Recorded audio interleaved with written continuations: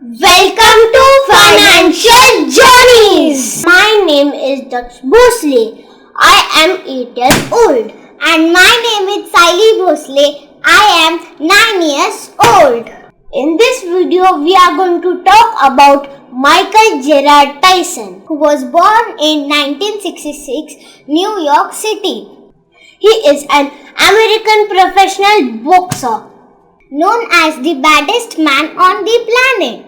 By the way, baddest is not a word.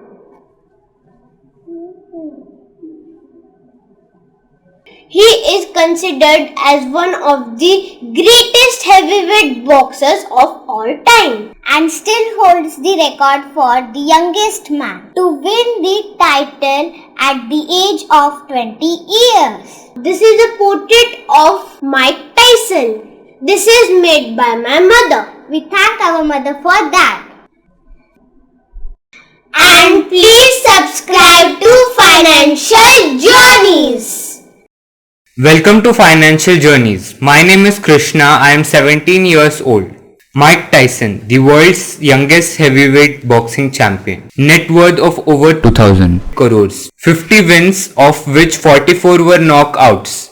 Was knocked off his feet in 2003 when he filed for bankruptcy. Mike Tyson's life is such a roller coaster ride, it would be safe to assume he lived several. Seems like the script of some Bollywood actor's biopic. Tyson lost his mother at the age of 16, was arrested 38 times by the age of 13, went to jail for 3 years for abuse later in his life, was involved in drug scandals and bit the ear off of a fellow legend, and then returned it in a Foot Locker commercial.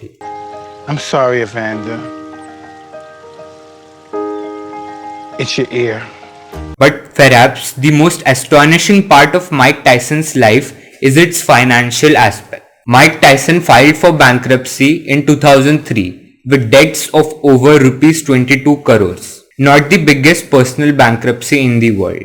In fact, not even close to it. But more important is the reason behind the bankruptcy. Like many of the largest personal bankruptcies, happened due to extremely risky business and investment decisions. But Mike Tyson's is the typical case of poor financial habits. Please check out our video on good financial habits. The link is in the description below.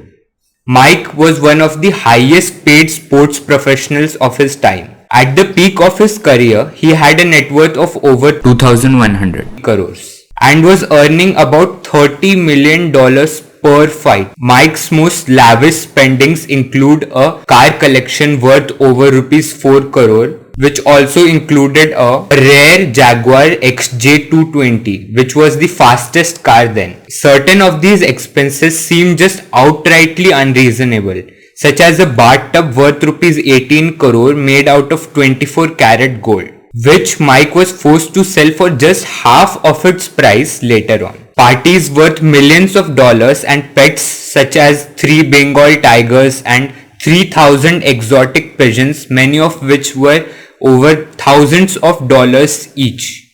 Among his several properties, he also owned a 52-acre mansion at Connecticut, which he sold after bankruptcy declaration to the famous American rapper 50 Cent, which is quite interesting considering that 50 Cent also filed for bankruptcy just a few years later. I wonder whether the problem is with the mansion. Though Mike Tyson has since rebounded.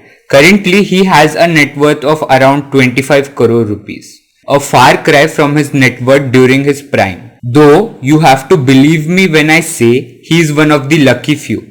Like Mike Tyson almost immediately received significant roles in movies like Hangover and its sequels, which is obviously to the credit of his popularity that he had earned as a legendary boxer. He is also running a successful cannabis business with a partner and has started a podcast called Hot Boxing with Mike Tyson. He made a comeback in professional boxing in 2020 through his Legends Only League, which is exclusive for retired professional athletes. He fought against Roy Jones Jr., another fellow legend, in this match. The match was a huge financial success. Mike Tyson's life is full of practical lessons. One highlight is understanding the difference between good debt and bad debt. Good debt is when you take on a loan for opportunities that have a potential of increasing your wealth over time. For example, a business venture. While bad debt is taking on loan to buy depreciating assets and for consumption purposes.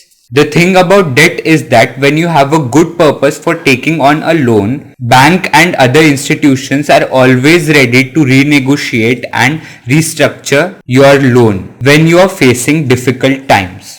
But this is not the case with depreciating assets. Another concept to understand is the clear distinction between appreciating assets and depreciating assets. Please watch our video on Rich Dad Poor Dad. I have explained this concept in detail. It is inspiring to see how Mike has emerged and built himself back again. Even when he was clearly depressed when he ended his career in 2005 on a low note, saying, "My whole life has been a waste. I have been a failure." But now he has attempted to regain control over every aspect of his life, including its financial aspect. The legendary trainer Cus D'Amato was the coach and guide of Mike Tyson, who passed away early in Mike Tyson's career. It is considered that Mike Tyson would not have faced several problems in his life if Cus D'Amato would have been with him on his journey. In fact, Mike Tyson has himself mentioned that Cus D'Amato was the only person that Michael truly respected and feared. It is easy to get off track without a guide. And we at Financial Journeys aim to guide everyone through their financial journey as we make our own. So please subscribe to Financial Journeys if you relate to our purpose. Please watch our video on the world's most expensive shares. Berkshire Hathaway. If you like this video, please hit the like button. Thanks for watching the video. I'm Daksh Bhosle signing off. Bye-bye. Bye. If you like this video, hit